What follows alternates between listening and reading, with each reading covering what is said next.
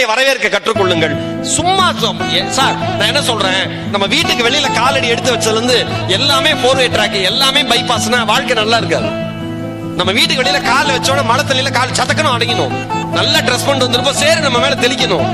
இதுதான் என் டார்கெட். நீங்க நினைச்ச ஒர்க் பண்றப்ப அது கிடைக்காம போகுது, அந்த எக்ஸாம் நீங்க செலக்ட் ஆகாம போறீங்க, போஸ்டிங் இல்லாம போகுது, உங்கள் கனவுகள் சிதைந்து போகிற மாதிரி ஒரு சூழ்நிலை வருதுன்னு வச்சுங்க. உங்கள் கனவுகள் சிதைந்து போகிற மாதிரி ஒரு சூழ்நிலை வருதுன்னு வச்சுங்க. வாழ்க்கை முடிஞ்சிருச்சுன்னு அர்த்தம் கிடையாது. ஒன்றினுடைய முடிவுதான் மற்றொன்றினுடைய துவக்கம். ஒரே ஒரு உதாரணம் சொல்லவா, விமானம் ஓடுபாதையில ஓடி முடிச்சதுக்கு அப்புறம் தான் மேல பறக்கும். கரெக்டா?